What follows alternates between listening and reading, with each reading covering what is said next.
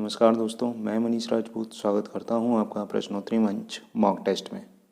आज हम यहां पढ़ने वाले हैं विगत वर्षों की विभिन्न परीक्षाओं में आए हुए वर्णमाला के प्रश्नों का पहला भाग। सेशन शुरू करने से पहले आपसे निवेदन है कि यदि आप चैनल पर पहली बार आए हैं तो चैनल को सब्सक्राइब करना ना भूलें और साथ ही बेल आइकन को ज़रूर प्रेस करें ताकि चैनल पर आने वाले किसी भी वीडियो का नोटिफिकेशन सबसे पहले आप तक पहुँचे। सेशन पसंद आता है तो वीडियो को लाइक और शेयर करना ना भूलें ताकि आपके साथ आपके दोस्तों को भी इस चैनल का लाभ मिल सके। इस वीडियो की PDF फाइल पाने के लिए ज्वाइन करें टेलीग्राम चैनल मॉक टेस्ट 78 और इस PDF फाइल का लिंक आपको डिस्क्रिप्शन बॉक्स और कमेंट बॉक्स में भी मिल जाएगा। आइए चलते हैं अपने मॉक टेस्ट पर। आज का पहला प्रश्न है, निम्न में दीर्घ स्वर है। निम्न में दीर्घ स्वर है ह्रस्व ई, दीर्घ ई, ए, ऐ। तो हमारा दीर्घ स्वर क्या है? दीर्घ स्वर है दीर्घ ई। और शेष दोनों ये आपके कौन से हैं? ये हैं आपके संयुक्त स्वर। संयुक्त स्वर। और ये है आपकी, आप जान ही रहे हैं, ह्रस्व ई। आइए चलते हैं अगले प्रश्न पर। अगला प्रश्न है हमारा, निम्न में से अंतस्थ व्यंजन कौन सा है? गा, जा, वा, सा। तो अंतस्थ व्यंजन है हमारा वा। और अंतस्थ व्यंजन कितने होते हैं? 4 होते हैं। कौन कौन से? या, रा, ला और चौथा ये यहाँ पे दिया हुआ है वा। ठीक है, तो ये होते हैं हमारे अंतस्थ व्यंजन। आइए चलते हैं अगले प्रश्न पे। निम्न में से अल्प प्राण व्यंजन कौन सा है? तो अल्प प्राण व्यंजन कौन सा है इसमें से? खा, गा, घा, ठा। तो अल्प प्राण व्यंजन है हमारा गा। ठीक है, आगे चलते हैं। अब यहाँ पे देखिए, अल्प प्राण व्यंजन कौन से होते हैं? जिन व्यंजनों के उच्चारण में श्वास अल्प मात्रा में निकले, जिनमें हकार जैसी ध्वनि क्या होती है? नहीं होती है, उन्हें अल्प प्राण व्यंजन कहते हैं। प्रत्येक वर्ग का पहला, तीसरा, पांचवा वर्ण और अंतस्थ व्यंजन अल्प प्राण होते हैं। ठीक है, इसके बाद आइए चलते हैं आगे। निम्न में से घोष वर्ण कौन सा है? जा, का, चा, टा। तो घोष वर्ण कौन सा है हमारा? जा। ठीक है, आइए चलते हैं आगे। तो यहाँ पे देखिए, घोष वर्ण नाद की दृष्टि से जिन व्यंजन वर्णों के उच्चारण से स्वर तंत्रियाँ झंकृत होती हैं वे घोष वर्ण कहलाते हैं। कौन कौन से होते हैं? प्रत्येक वर्ग का तीसरा, चौथा, पांचवा वर्ण सभी स्वर वर्ण या, रा, ला, वा, हा घोष वर्ण है। ठीक है, इसके बाद आइए चलते हैं आगे। अगला प्रश्न हमारा क्या है?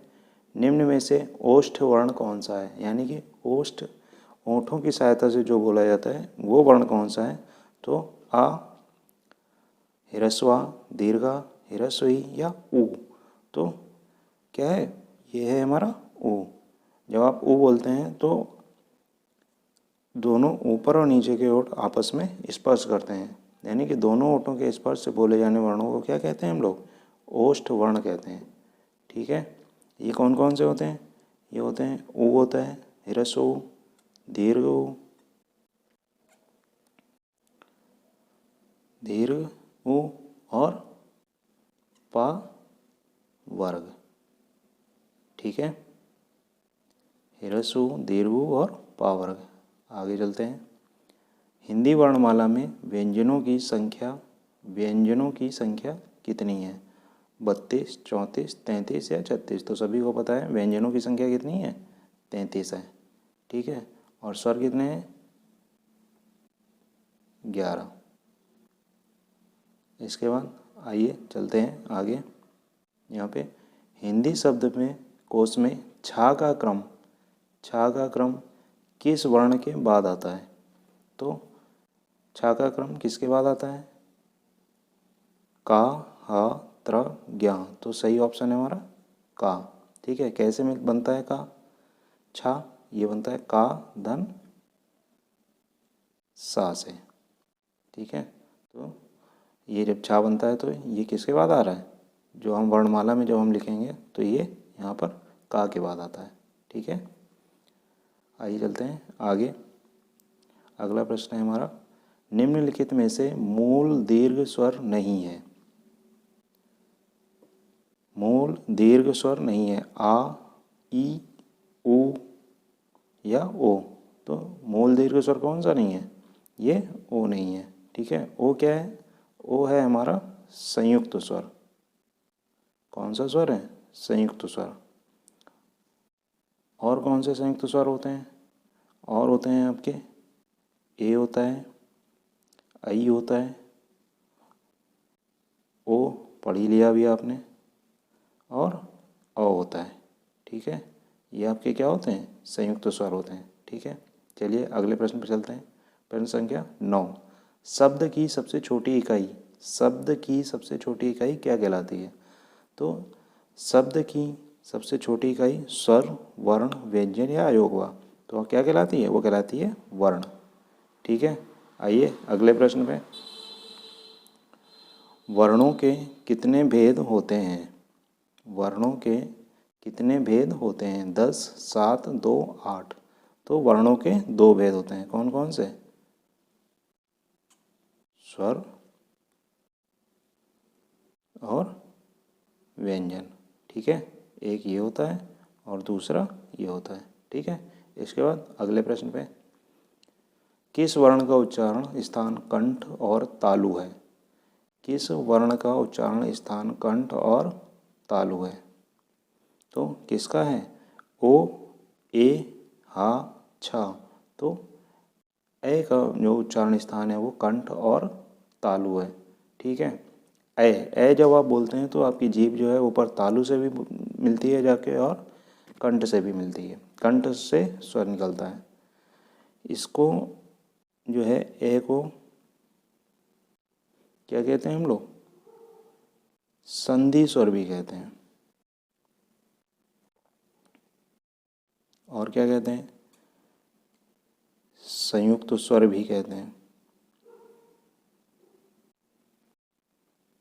ठीक है ना, और इसके अलावा क्या कहते हैं, और क्या है इसमें जानने योग्य, कि ये जो है किससे मिलके बनता है, आ और ई से मिलके बनता है, जिनका उच्चारण स्थान क्रमशः क्या होता है आपका, कंठ और तालु।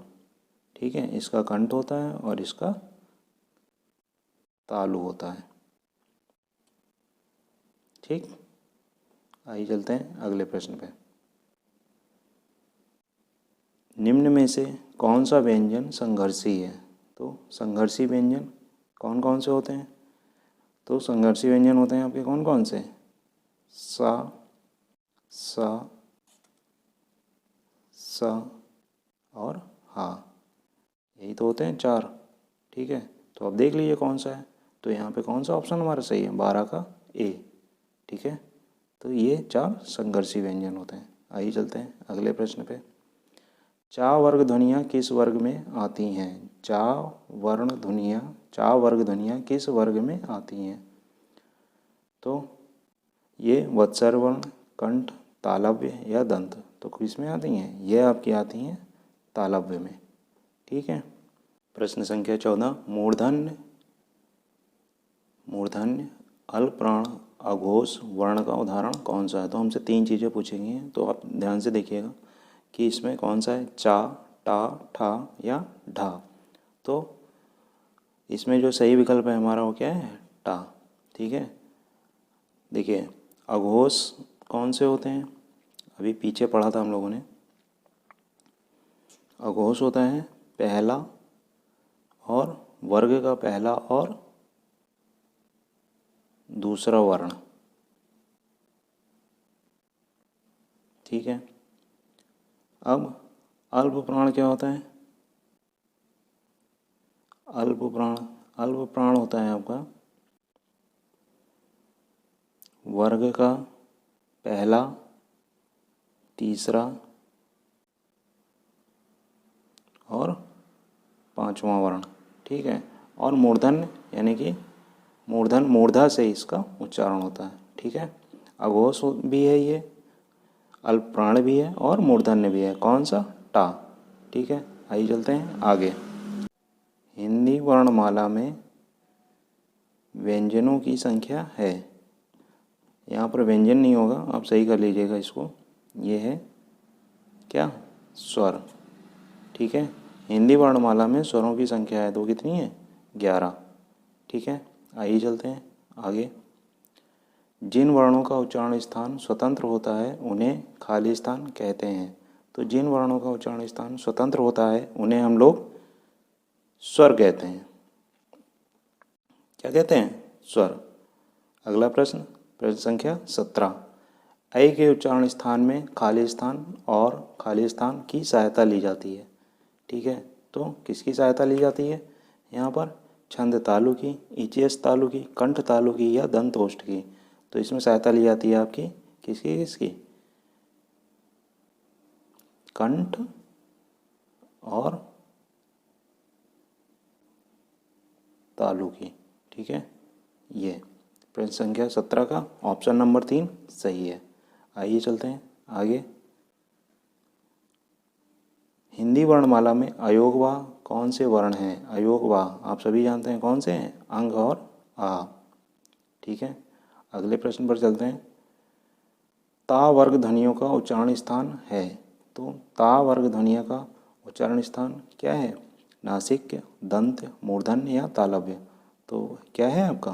दंत, ठीक है। इसके बाद अगले प्रश्न पे, वा वर्ण है, कौन सा वर्ण है? तालव्य है, दंतोष्ठ है, ओष्ठ है या मूर्धन्य है।